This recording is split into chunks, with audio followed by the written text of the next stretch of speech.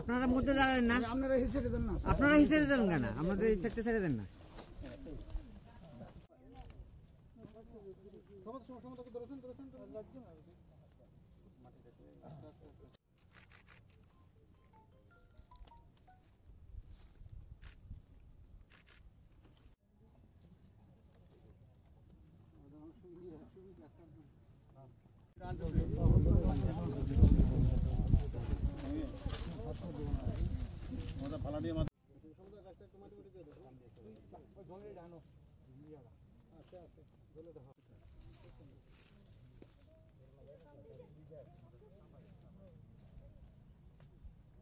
আসলে বিধানসভার যারা সক্রিয় কর্মী এবং সমাজসেবক তারা উদ্যোগ নিয়েছে এবং আজকে এটা স্থাপন করা হলো। উদ্দেশ্য তো একটাই, সারা পৃথিবী একটা সময়ে ভারসাম্য রক্ষা করত। এই পৃথিবীতে সর্বপ্রথম সৃষ্টি হয় উদ্ভিদ এবং এই উদ্ভিদগুলোকে বাঁচিয়ে রাখার জন্য প্রাণীর সৃষ্টি করা হয়। মানুষ, গরু, পশু, পাখি যা আছে সব অক্সিজেন যাতে পায় এমনভাবে উদ্ভিদ ছিল।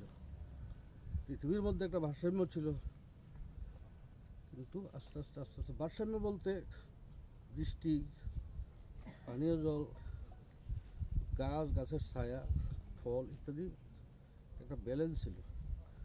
কিন্তু আজকে আমাদের দুর্ভাগ্য, কিছু বন দস্যু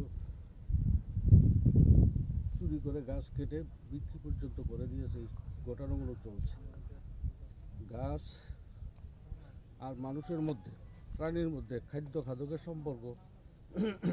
গাছ যেই ইয়েটা ত্যাগ করতেছে, এটা অক্সিজেন, এটা আমাদের কাজে লাগে।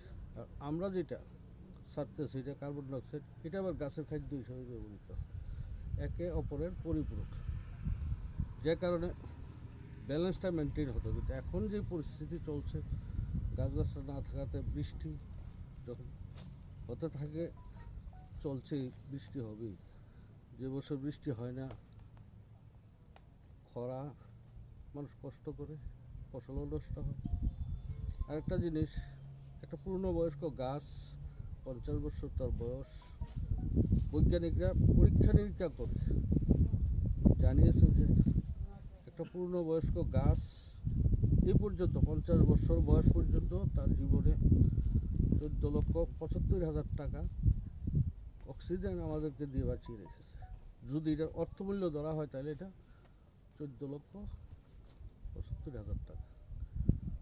এখন আমরা গাছ লাগাচ্ছি ভবিষ্যৎ বংশধরদের জন্য। আমরা চাই না আমাদের দ্বারা ভবিষ্যৎ বংশধররা চ্যালেঞ্জের মুখে গিয়ে পড়ুক। আমরা তাদেরকে চিনিয়ে দিয়ে যাচ্ছি এবং তাদের অভ্যাসটাও ফিরিয়ে আনার চেষ্টা করছি, যাতে তারা বৃক্ষরোপণের মধ্য দিয়ে যে ভারসাম্যটা নষ্ট হয়ে গেছে, ভারসাম্যটা ফিরিয়ে আনা এবং আমরা ভবিষ্যৎ প্রজন্মকে সুস্থ, সবল এবং ভালো স্বাস্থ্যসম্মত থাকুক এই কামনা করেই আমরা বৃক্ষরোপণ করছি, তাদের মঙ্গলের জন্য, ভবিষ্যৎ বংশধরদের মঙ্গলের জন্য।